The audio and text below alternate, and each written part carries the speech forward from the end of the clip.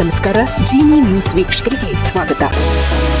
ನೇಪಾಳದಲ್ಲಿ ಭೀಕರ ಬಸ್ ದುರಂತ ಸಂಭವಿಸಿದೆ. ಪೋಖ್ರಾದಿಂದ ರಾಜಧಾನಿ ಕಠ್ಮಂಡುಗೆ ತೆರಳುತ್ತಿದ್ದ ಪ್ರಯಾಣಿಕರ ಬಸ್ಸೊಂದು ಉರುಳಿ ತ್ರಿಶೂಲಿ ನದಿಗೆ ಬಿದ್ದಿದೆ. ಪೃಥ್ವಿ ಹೆದ್ದಾರಿಯ ಸಮೀಪ ಈ ಘಟನೆ ಸಂಭವಿಸಿದೆ. ಪೃಥ್ವಿ ಹೆದ್ದಾರಿಯ ಧಾಡಿಂಗ್ ಜಿಲ್ಲೆಯ ಬಳಿ ಬಸ್ ಚಾಲಕನ ನಿಯಂತ್ರಣ ತಪ್ಪಿ ಸುಮಾರು 100 ಅಡಿ ಆಳದ ತ್ರಿಶೂಲಿ ನದಿಗೆ ಉರುಳಿ ಬಿದ್ದಿದೆ. ಆಕ್ಸಿಡೆಂಟ್ನಲ್ಲಿ ಸುಮಾರು 18ಕ್ಕೂ ಹೆಚ್ಚು ಮಂದಿ ಸಾವನ್ನಪ್ಪಿದ್ದಾರೆ.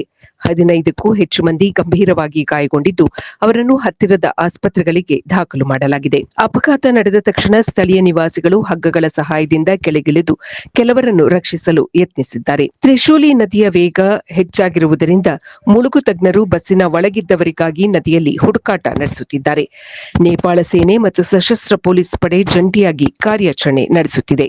ಮಳೆಯಿಂದಾಗಿ ರಸ್ತೆ ಜಾರಿಕೆ ಇದ್ದು ರಸ್ತೆ ಬದಿಯಲ್ಲಿ ಯಾವುದೇ ತಡೆಗೋಡೆ ಇಲ್ಲದಿರುವುದರಿಂದ ಬಸ್ ಉರುಳಿ ನದಿಗೆ ಬಿದ್ದಿದೆ. ತಿರುವಿನಲ್ಲಿ ಚಾಲಕ ವೇಗವನ್ನು ನಿಯಂತ್ರಿಸಲು ವಿಫಲನಾಗಿರಬಹುದು ಅಥವಾ ಬ್ರೇಕ್ ವೈಫಲ್ಯದ ಸಾಧ್ಯತೆಯೂ ಇರಬಹುದು ಎಂದು ಪೊಲೀಸರು ಶಂಕಿಸುತ್ತಿದ್ದಾರೆ. ಇದು ಈ ದಿನದ ನಿರಂತರ ಸುದ್ದಿಗಳಿಗಾಗಿ ವೀಕ್ಷಿಸುತ್ತಿರಿ ಜಿನಿ ನ್ಯೂಸ್. ನಮಸ್ಕಾರ.